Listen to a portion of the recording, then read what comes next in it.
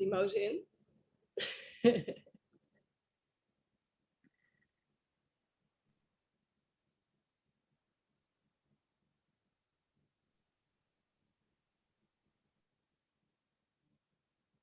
All right, so for those that have joined, we're just going to wait a couple more minutes to let a few more people log in.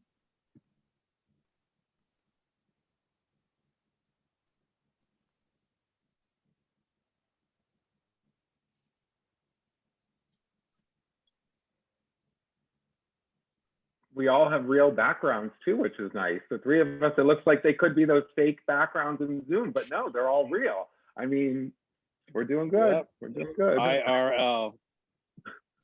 I brought my halo.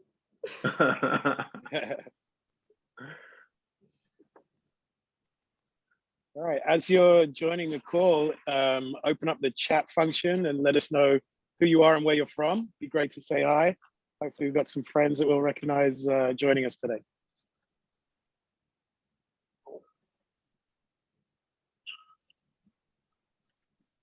So thanks to all of you that are arriving on time in full. We'll just give it a few more seconds to let some others join in.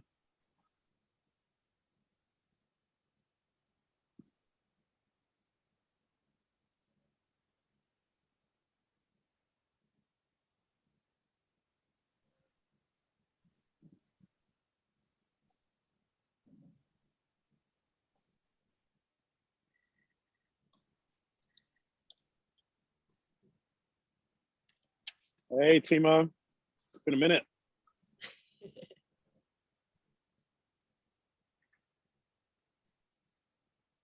All right, so let's kick off. Hopefully, we'll have a few more folks join from around the world as we move along. It's my pleasure to be the moderator today. My name is John Gakuru. I am the founder and owner of my own agency, or a couple of things, but primarily my own agency called Chorus & Co. I have now been working for myself for a little under 6 months now, which is super exciting and makes me really proud. So joining me on this panel, being you and F&B in Pride Month, are two friends of mine. We've got Tess, if you'd like to introduce yourself and say hi. Well, hi. I'm Tess Posthumus, based in Amsterdam, the Netherlands. So today, making sure that we get a bit of a global scope on things as well. I'm a bartender and bar owner of Flying Dutchman Cocktails and Dutch Courage, where we are at the moment.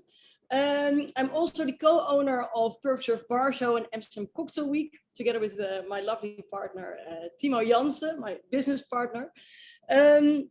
And I write and do a lot of consulting on the side. Nice. And all the way from down the road, we have Paul.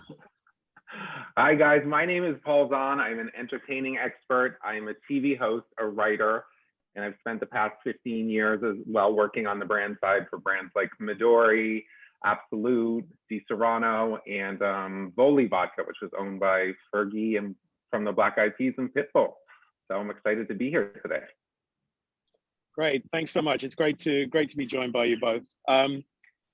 So today the idea was to discuss what being you in the LGBT community in hospitality, in food and beverage, you know, what is that lived experience like? When we were coming up with the topic and a few months ago now, things seemed a little different as we arrived, you know, at today's seminar.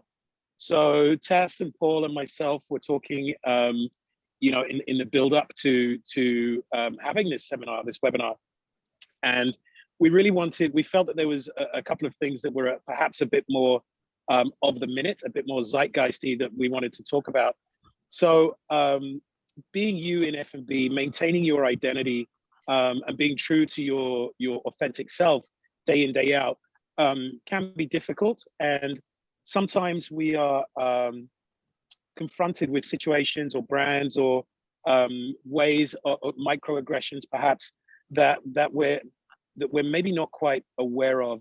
And so we wanted to address a couple of those topics. So Paul, I'd like to throw it to you to discuss one of the the topics that you found so important in being you in the food and beverage and hospitality and entertainment industry. Absolutely, absolutely. So as Pride Month is here and we're seeing, you know, rainbows put on everything, I wanted to chat a little bit about my experience working with the LGBT agency that Absolute turned to help market and promote their brands. I had the pleasure of working for this agency for 4 years, starting in 2006. So I'm dating myself a little, taking it back a little.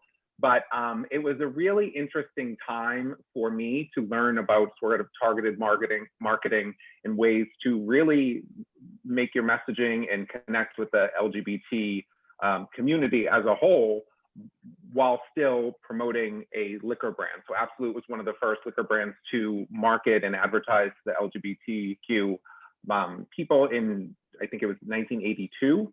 So what we did was we didn't just look at Pride Month as targeting the LGBT as 1 month. We looked at it as a full year, and we said, how can we not only obviously touch the LGBT community at the gay bars and everything like that, but how can we also elevate and amplify their voices? So not only did we obviously do these fun managed bar nights and create some fun cocktails, but we also partnered with a variety of charities. Like one of the charities that was very important was Broadway Cares Equity Fights AIDS, where we sponsored Broadway Bears, which was a charity event every year. We also worked with GLAAD to do a number of events throughout the year. But we also worked with groups like Outfest. So we helped to fund and promote the LGBT voice via short films, long films, and just in the content that they created. And again, taking it back a little, we also worked on a small show called RuPaul's Drag Race in season 1 through 5 before it was the mega beast it is now, which is so wonderful to see, to activate with an Absolute lounge. If anybody remembers the shows from back then, there was an Absolute lounge, the contestants would drink Absolute. So it was really about touching the consumers in an authentic way throughout the entire year. And obviously we know Absolute has some budgets and stuff like that. So then it comes down to sort of when it does come to Pride and say you're a smaller brand, you know, how can you authentically speak to your audience? How can you be a part of the community? And one of the ways is obviously always trying to bring on somebody that identifies as LGBTQ to help launch that, and obviously paying them appropriately. So that's one way to sort of, align and get stuff going and sort of communicate about your brand. And also obviously charity, showing up and giving back is really important, especially this time of year, but all year round, because I think we want to see brands marketed all year round to our community and have that voice, not just during Pride, because some of the things that I've seen during Pride is some brands, or even I've seen some venues will do sort of a Pride cocktail that's a rainbow cocktail, but there isn't anything outside of just putting that rainbow on or calling it a rainbow cocktail. If there isn't like $1 donated or some way that this really touches the LGBTQ community, that can be a little troublesome for me anyways. I don't know if John and Tess have any thoughts on anything like that, but yeah. Yeah, I just have a couple of things there, Paul. First of all, those that are viewing, down the bottom, there's a Q&A button. Please do type up some questions in there. We'll get to the questions towards the end. They can be as overt, as personal as you wish. I will throw those questions out to the panel towards the end. In response to what you were saying, Paul, how can somebody working in F&B around the world look at a product that has a rainbow flag on it and make a decision about whether that product or brand is doing the right thing? I think that there's definitely opportunity for people to research the brand and see where they're donating their money, if they are, whether that's within politics or whether that's within charities, and see if it is an authentic brand that's participating. See what their rating is amongst the different organizations that rate how people do participate with the LGBT community, and having the conversations. If you are, say, a bar owner or a decision maker or a bartender, and a rep comes in and wants to give you this rainbow bottle, and you don't know what is going on behind that rainbow bottle. If there is anything, I think it's important to ask the questions. And so these people need to be educated. And while we've done so much heavy lifting, I still think there's so much work to do. So I think it's asking those questions, doing your research, and putting it back on these brands to say, what are you doing outside of just painting it with a rainbow? Because for me personally, being on the brand side, every April, May, I get text messages and emails being like, hey, Pride's coming up, what can we do? And it's people that I know in the industry that are asking for like a consultation without a retainer or anything, just seeing how quickly can they put something together for Pride. And every year I sort of cringe for a multitude of reasons, but it's sort of like these conversations need to be had earlier, and there needs to be a bigger play than just how can we, monetize on this 1 month using you. Definitely. And Tess, yeah, 100%. Tess, from a European perspective, how is this sort of? I'm careful to use the term cultural appropriation, but it does seem cool to to slap a rainbow on things. How are things in the Netherlands? Well, I love to use the term pink washing or rainbow washing when it comes to those things. And it's quite interesting because obviously I knew we were doing this seminar or this talk, and I was thinking, and I had to think very hard, which it almost hurt. But even my friends and Timo, my business partner, we couldn't really come up with brands that are like in the spirits industry that are pink washing. And the problem here is that it's because there's a very big lack of brands doing anything LGBTQ related. So it's I think a very different story than over there in the States. There's multiple angles on what I'm going to try and say today. It's one is global brands. Let's say Absolut, for instance. It's the question came from how can we check if they're actually doing something for the community or if they're just slapping a rainbow on it. A global brand, Sweden-based, like Absolut, doing huge LGBTQ things in America, but also selling rainbow bottles in Europe. The problem here is that if it's a global brand, is there a global support as well? And that's what I've been trying to discover. And unfortunately, I'm also discovering that it's not. There is no support or no real support. Maybe Absolut is the wrong example, but on I think 99% of the brands that are active in the States, they don't do anything over here, let alone in Africa or Asia. And I think it's important to think about those things. So not just donating money to an LA-based charity. Obviously, it's good that they do. Better something than nothing. But if it's a global brand and a global strategy, then maybe they should also look into being globally active. So that's one of the things that came to mind real quick. Yeah, I love that. And what? Sorry to interrupt. Taking your Dutch perspective on being you in and being your authentic self.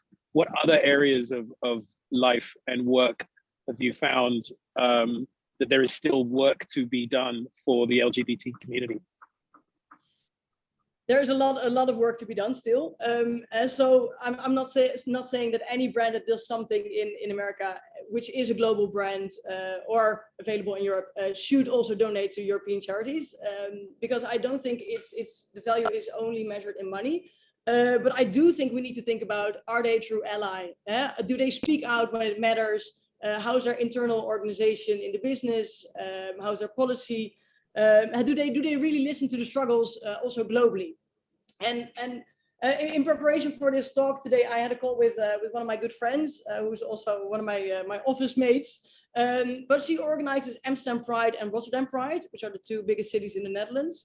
And she organizes Milkshake Festival, which is the only open-minded festival we have. And she works a lot with brands. I was like, Maartje, I'm doing this talk on pink washing or not, or being you in F&B, but this topic, but it needs to be spirits and booze focused.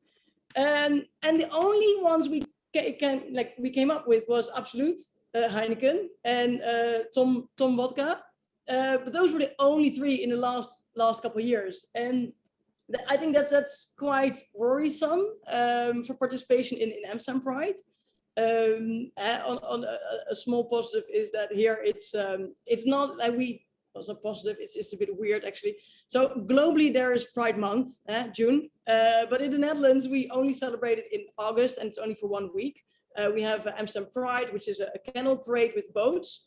So it's always a big thing of on which brands are participating on the boat parade. And the fact that there is such a lack on spirit brands joining, it worries me a bit, because there is a big thing and a big deal about rainbow washing, pink washing, but it's mainly banks, booking.com, those kind of companies, a lot of fashion brands, has some pink washing, but some also very, very positively active. So donating, organizing, co-organizing Pride Parade or events, actually really doing the works behind it as well. For example, a Calvin Klein, those kind of brands. So there's a lot happening here, but just the spirits industry isn't really partaking, which is, I think, very interesting. So I'll definitely, if there's any friends listening today who want to do something, give me a shout. So that was one thing that stood out to me. And I want to find a reason why, and I came up with two things, and it's well, maybe there's more, so put your answers in the chat if you have some as well. But I think the first is that, one, the Netherlands is a small country. We are quite an important country in the spirits industry, because a lot of the headquarters for Europe are based in Amsterdam or in the Netherlands. But still, it's a small country, so budgets are always small. We're not really a target country, so that could definitely explain one side. But then, if that's your explanation, then you're already kind of missing the whole ally part of things. So that means that it's a marketing budget, so it's only probably a marketing pink washing kind of thing while you're doing it in your bigger target countries, and not in countries where you're also available, but you have smaller budgets because it doesn't really show in volume directly. So that's one thing I think to think about for brands who aren't active in other countries, whereas they're very active in certain bigger target markets. Another reason, and it's maybe a bit of a more positive reason I can come up with, is that the Netherlands would always pride themselves as being very tolerant as a country. For years, we named ourselves, I don't know if the rest of the world did the same, but we ourselves named ourselves the gay capital of the world. Amsterdam, that is, because we had the first same-sex marriage legalization in 2001, the first country in the world. So we took a lot of pride in that, but nowadays, it's fast forward 20 years later, we're not as tolerant anymore. There is still a lot of work to be done. So I think maybe us being so proud of being so tolerant and slapping that label on as gay capital of the world back in the day, I think that also might have something to do here as well. But if anybody has another reason, let me know.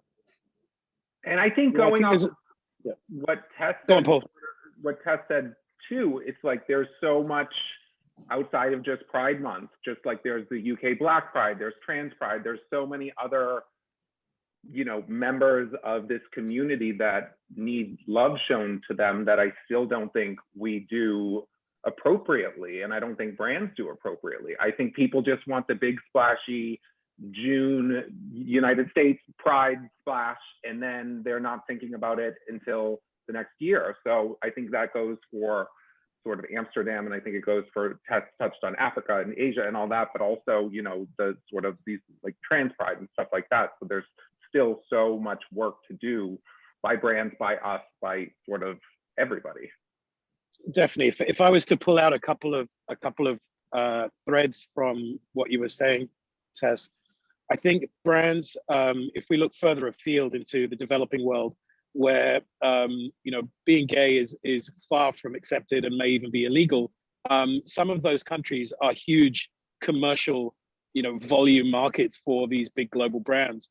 So it's one thing to be, cool and gay and at all the parties in Los Angeles. it's totally a different thing. Like, you know, some of these brands wouldn't risk that in Mumbai or, you know, Johannesburg, for example. Yeah. And I think that is where we run into the issue of, are these brands true allies? Are they standing up for, you know, whilst they're at the nightclub, you know, on Santa Monica Boulevard, are they standing up for LGBTQI rights in other parts of the world where it's more challenging? Or is it a commercial play, and they're taking the sales bump in June by, you know, in the countries where they can, you know, UK, Europe, USA, Canada, you know, those that are far more tolerant, Australia, New Zealand, far more tolerant and open, and then protecting their brands in markets where LGBTQ rights are not as open and free.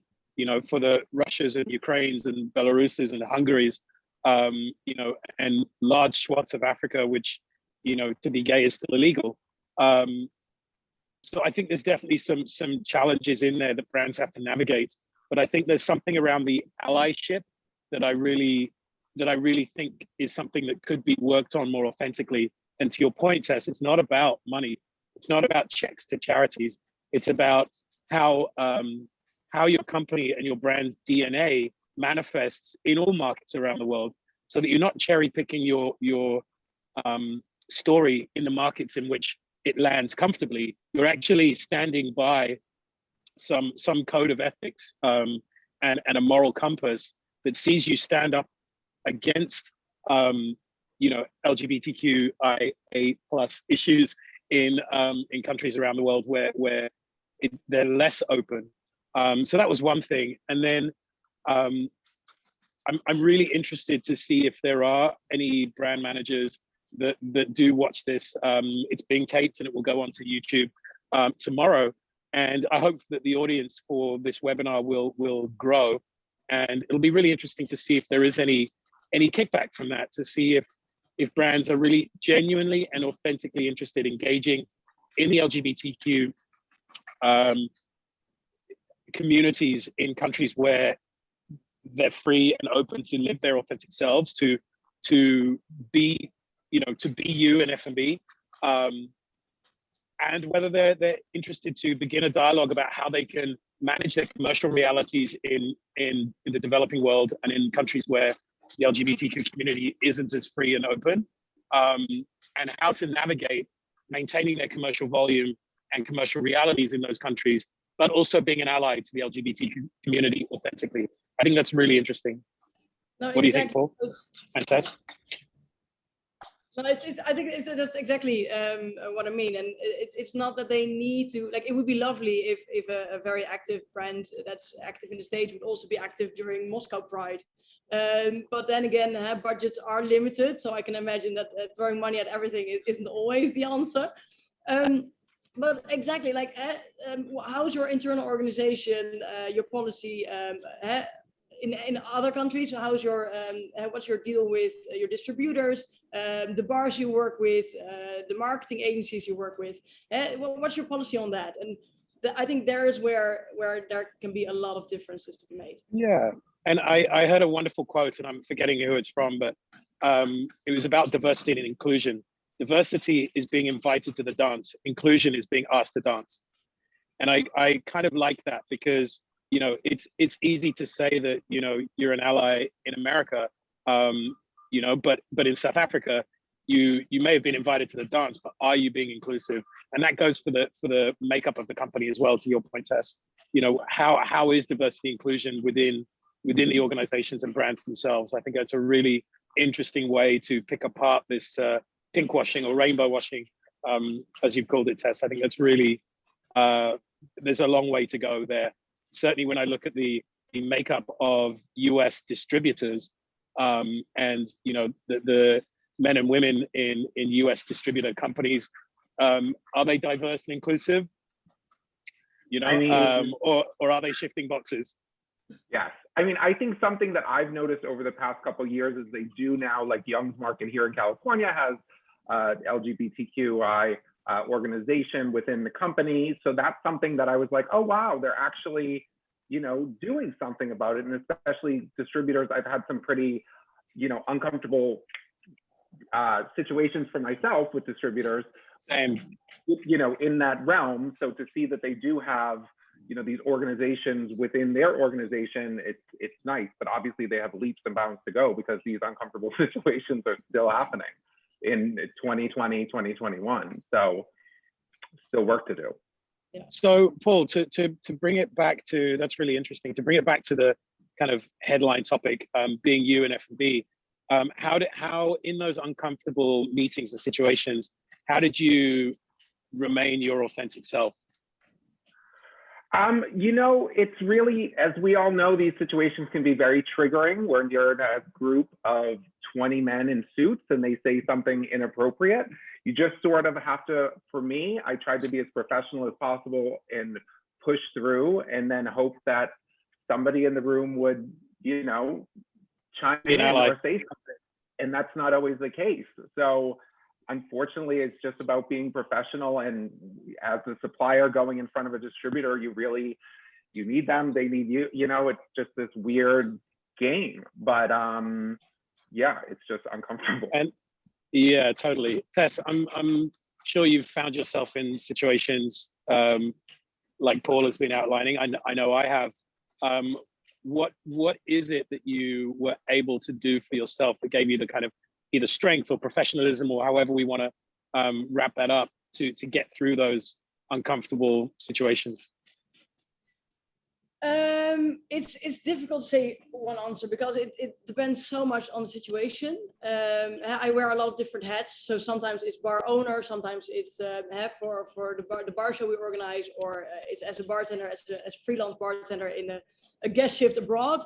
So it's so many different situations, and I think it's very important for us, but also for the entire world, also the straight community, to be aware that if you're part of our community, that every moment, like every new introduction, is also kind of like a new coming out. We have to continuously come out of the closet every time we're in a new meeting or a new setup, which sometimes gets very awkward.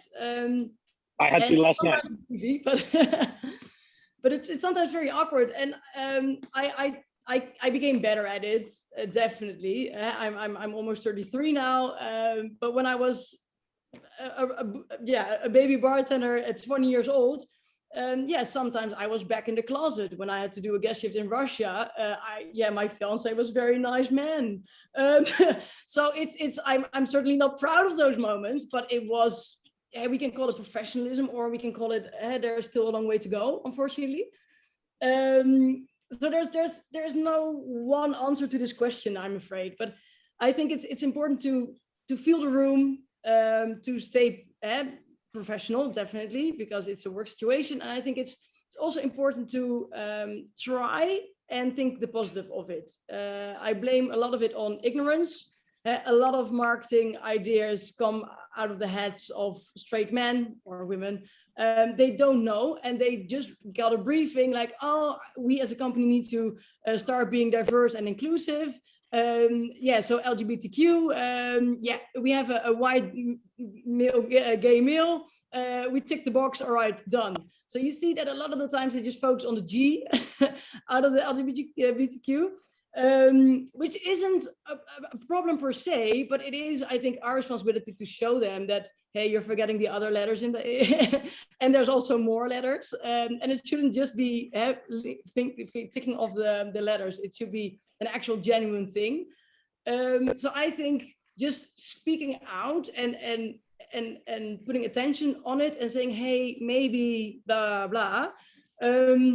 That's most of the times how I try to influence them. So just to speak out and try and persuade them to do otherwise. Yeah, and I think I'm loving this bit of our seminar, because it's so true. I had to, I didn't have to. I chose to come out again last night in conversation with somebody on the very rooftop that I'm on right now. I try really hard these days to normalize it. It's not a thing. I'll throw into the conversation that, my husband and I, or, something like that. So whether I'm asked or solicited, or it's awkward or not awkward, I try to completely normalize how I speak about myself. So me being me in F&B, you know, I told myself when I was 16, I came out when I was 21. I didn't tell my mother till I was maybe 28. So it's been a journey, and it's still a journey today. However, I don't wear my sexuality on my sleeve. It doesn't define who I am. It's just a part of who I am. It's a part of what makes me me. So I try really hard to normalize it. It's not a thing. The conversation doesn't need to stop with a gasp and a kind of, oh my God, I had no idea. I just want to normalize the topic and make it go away so that next time we meet, it's not a thing. But I'm also very lucky that I live here. You know, I live in Los Angeles. It's campus tits, but I'm also half Kenyan. It's still illegal to be gay in Kenya. And I'm often asked if I would ever move back to Kenya. And it's a really, I love the country. Would I walk hand in hand with my husband in Nairobi? Absolutely not. So, things are not normalized there. Although they are better in Kenya than many other countries. So to your point, Tess, there isn't one easy answer. That's how I am authentically me in F&B today. I try really hard to normalize it, raise the topic by coming out 20 times a day through normal, measured conversation rather than, I need to sit down and tell you something, that I really needed you to know that I don't need to do that anymore. I just drop things like my husband and I into a conversation, and that's how I try and deal with it. Paul, is there anything you'd like to add there? I mean, there's just one thing about sort of social media that I think, and this might make me sound like an old man, but there's something about sort of during this month of people making cocktails within the LGBT community with certain brands that I think as a kid, we didn't have the social media. So if I grew up in a very small town in Massachusetts, that had I been able to have the optics of seeing these LGBT people who are successful, men, women, trans people making cocktails and doing that, you could see yourself in that. So I think that's something that's refreshing a bit to me to see this month about that. And just sort of, I know we were talking a little bit about being from smaller places or anything like that. That's something that I think is refreshing for me to see. Sort of a tangent a little, but yeah. No, but I 100% agree. It's the social media. Like one of my favorite sayings is like, you can't be what you can't see. So growing up gay without social media, there were no examples. And nowadays, I always try to be an example. And that's why I choose to post quite personal stuff on my Instagram. Just to show to whoever's following that you can be lesbian, happy, having a baby anytime soon. It is possible. It is possible as a bartender, bar owner, whatever you fancy. So I definitely don't hide that fact on purpose to be an example. And I think I'm also talking as a bar owner here. I think it's important to also have that in your bar business strategy. So. But I'm openly out and proud and everything. My business partner is straight, but everybody should feel welcome. Any minority that is actually. And I try to learn from my own whenever I felt uncomfortable. So it's what John said about coming out, not making a big deal out of it, but just randomly saying things like, "Oh, my girlfriend, la la." But also thinking about, I did so many freelance jobs where I was booked as the female bartender, and they had this nice little dress for me to wear because I was a female bartender, right? And then I had to like push it a bit harder that I was this like I'm not like, I do have a feminine side very much, but I don't feel comfortable in dresses. So I'm like, no, I'm too lesbian for that. Like to try and make a joke out of it. But like we live in this world where thankfully people can be non-binary and whatever spectrum they feel comfortable with. So even as a bar owner, I try to think about uniforms. So we subscribe what it kind of needs to look like. And then it's up to you. Do you feel comfortable more in a dress or in a dress shirt or with a bow tie? It's up to them as long as it's kind of like in the lines that we describe. So yeah, I think it's so many facets we need to think about being inclusive and trying to make the workspace a comfortable place to work at. I love that. Listen, we've been chatting away for almost 40 minutes. There's a lovely question in the Q&A box I'd love to throw to you, Tess, from Mireia. You've touched on a little bit about Mireia's question, but I'll read it out. As a queer supplier, men in the industry are quick to sexualize a conversation after finding out I'm a lesbian. I unfortunately laugh it off, try to be professional, and get to the next subject of the conversation. What other ways would you handle those situations? Tricky one. Unfortunately, I do the same a lot of times. I'm not a very femme lesbian, so I think for me it's mainly that the moment they find out that I'm a lesbian, that they see me as one of the guys, and try to act tough, and it's more of a sexual approach the other way around. It's difficult. I think, yeah, it's difficult. I think we should chat on that more. If there's more details on the event and how it happens and when it happens. But yeah, I try and raise your voice. Make it known to them that it makes you feel uncomfortable. Yeah, I think that's really, really interesting. And obviously I don't live the female experience, obviously, but you know, when things happen, when conversations like that happen, it can go the same way in gay male conversations, where when someone finds out, they can, for me, it tends to go one of two ways. Either it's sexualized and, you know, the buck stops with the bedroom. Like emotionally, a lot of the conversations and the emotions are same, whether it's, you know, lesbians, gays, straight couples, and anything in between. You know, emotionally, the work, let's call it, of being in a relationship or being you is the same. But there is a mental blockage when it comes to, you know, to the bedroom. That's where the conversations seem to kind of stall, and you know, people can't get past that. When they do get sexualized, I try to own the conversation and show that I'm absolutely not fazed, bothered, embarrassed, you know, and let it be known that if they wish the conversation to go further, I'll take it way further than they ever thought they might be, you know, embarrassing or putting me in a weird situation. I could double down on that. But that comes from 20 years, 25 years of building up a degree of confidence in who I am, and not investing a moment in trying to second guess what other people think about me. I absolutely couldn't care less what anyone thinks about me. You know, at 44 years old, I've got all the friends in the world that I need and more. You know, so I'm not out there auditioning for new friends, especially in, you know, distributor supplier meetings.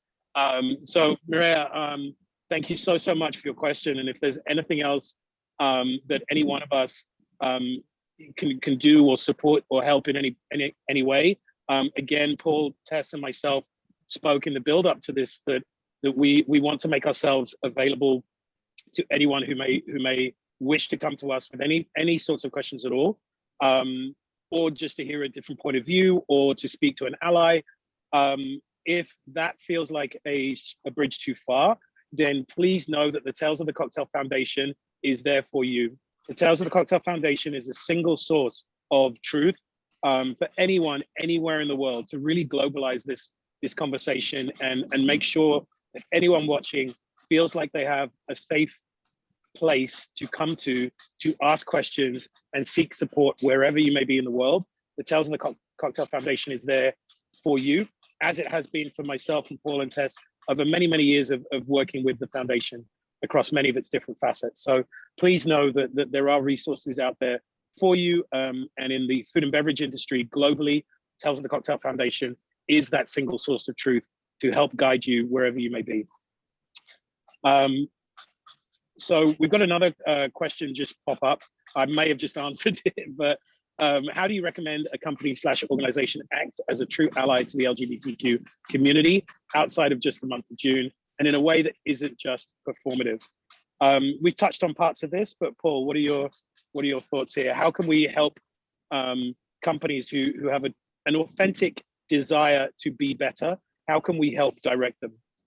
I think definitely bringing on somebody like a consultant or somebody that can help walk them through what is authentic versus what is performative is super helpful. I also think it's just having these conversations, and this conversation has been super refreshing to have with people in the industry. We have it with people, I have it with people outside of the industry, these type of conversations all the time. So I think it's really getting somebody on your team that can help guide you through that. I think it's super important to be authentic all year and not just decide to activate in June. So that's sort of my take on it. Yeah, Tess, do you have anything to add there? Yeah, I'd love to add a bit of a recent events. And so like speak out when it matters. So I already pinpointed that there's a very much a lack on spirits supporting our cause. But one who does, or at least who joins the Canal Parade every year is Heineken. They use it in their advertisements as well. And another one that joined the Canal Parade, well, not last year because it was Corona, but the year before in 2019, was the UEFA. It's the European Championships at the moment here. And UEFA, the European, I don't know what this stands for, actually, I'm a bad lesbian. Football Association. But so the UEFA, they joined the Canal Parade, and they state that they're one love, and everybody's welcome to be a football player, a soccer player. But the new laws in Hungary is quite up. There's a lot of things happening around it at the moment. You probably know, so I won't go into that too much. But there were two important things. One was Germany. In Munich, they had a game, Germany against Hungary, and they wanted to light up the stadium with the rainbow colors. UEFA said, not allowed. Political statement. As joining a Canal Parade is also kind of a political statement, but this was not allowed. Okay, so quite some backlash on that. Then the Dutch, our team had to play the Czech Republic last Sunday. We lost horribly, but that aside. So we played in Budapest, in Hungary. So what we wanted to do, or what a lot of supporters wanted to do, everybody who played there, was had to show support by using rainbow flags. And UEFA banned rainbow flags. So it's like, in times like these, if you're joining a Canal Parade or a Pride, speak out when it matters, and don't ban things when it matters. And a positive note on that is that Heineken, for instance, we can say a lot of brands are pinkwashing, but for instance, Heineken, I think, spoke up when it really truly mattered, which was now, because they immediately responded on the UEFA bans with a social campaign, turning a little cap into a stadium lit by the rainbow colors to show solidarity with the Munich stadium, and the banners around the match where the rainbow flags were banned from in Budapest. They were changed for the Heineken 0.0 with a rainbow version of it. So I think it's not donating money, but it is showing support when another big one, which we were hoping to hear something from, didn't came through. So I think as a brand, when you're wanting to show that you're authentic, do speak out and speak up when it matters in moments like these. I love that. Thanks for that. It's something, the UEFA League is not huge in the US, so it's great that we're able to kind of share that from a European perspective, and it's great that I'm actually in talks with Heineken about the venue that I'm in right now. So I'm excited to bring their example to the table, even though the brand is not necessarily the perfect brand fit for this business from the brand itself. I think what they stand for and how they've proven themselves, and that they are not afraid to risk commercial sales and volume and social media backlash in particular markets to stand up and say the right thing at the right time. I think you put that so beautifully, Tess. So thank you. We've got another question in the Q&A box. I haven't proved it yet. This is from Cybren. Cybren, in the chat, can you just let us know where you're from? When I bartend, I tend to be quite flamboyant, which my employees and colleagues full-heartedly support and even encourage. I see where this is going. However, when very butch, loud, and very obviously straight men sit at my bar, I always tend to tone down a bit or get nervous around them because I'm afraid I might get a negative reaction. How do you deal with guests at your bar that you want to serve and be hospitable to, but yet you feel a kind of uncomfortable around? Cybran, I think that's a really interesting question. From the Netherlands. I think that's a really interesting question.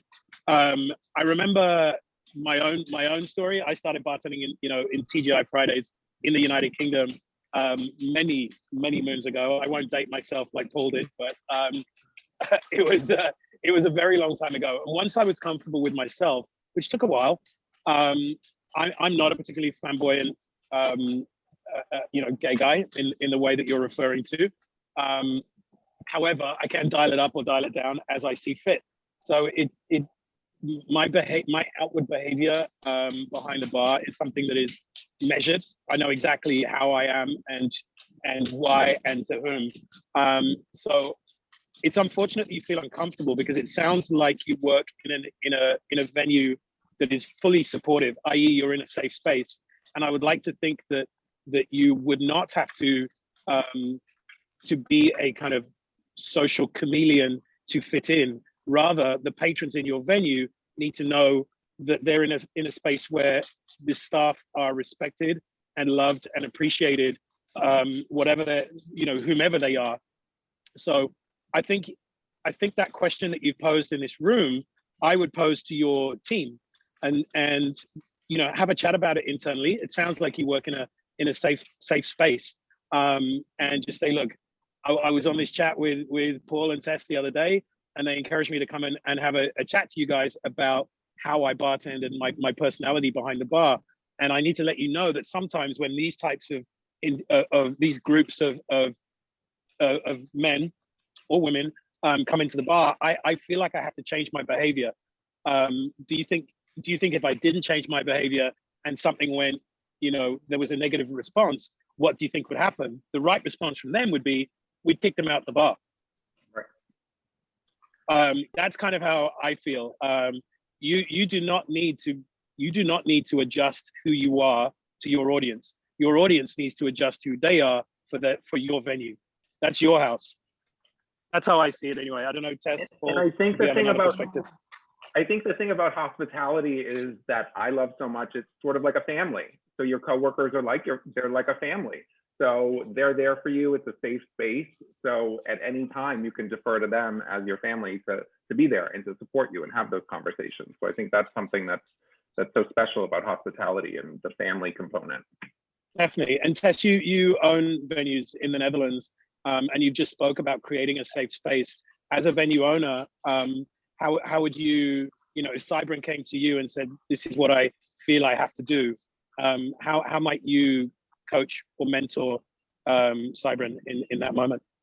Well, I completely understand your question. It's sometimes difficult. Also, we work in the bar industry, so sometimes people get a bit touchy or drunk or a bit aggressive. So we need to figure out our even taking aside the whole LGBTQ topic on this. As a female bartender, I had to figure out my ways of dealing with sexist, drunk, annoying guests.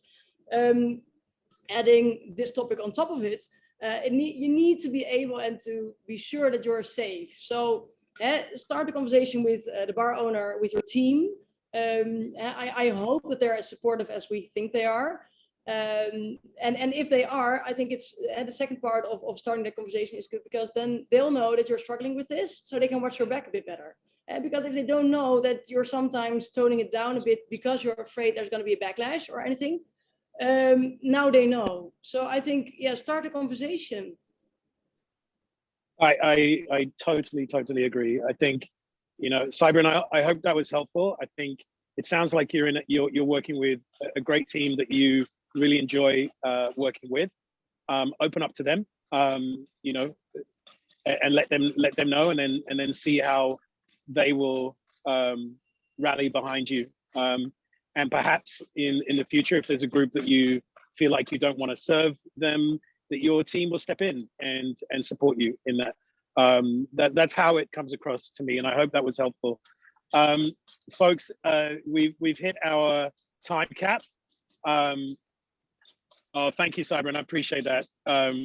That's really, really cool. And I'm sure Paul and Tess and myself, or speaking for myself, we'd love to know how you get on. So please do reach out. Again, in the Tales of the Cocktail Foundation Instagram, myself, Paul, and Tess's Instagram handles are all in the advertising for this webinar. So please do reach out personally. We'd love to hear how you get on. So it just remains for myself, Tess, and Paul to thank you all so much for joining us today. If you're watching this on YouTube in the future, the same thing stands. Please do reach out with any questions. We're here as friends, allies, cohorts, sisters in crime. So please do reach out, and we wish you a really enjoyable end of Pride Month, and we send love and rainbows to wherever you are in the world. Thank you so much for joining us.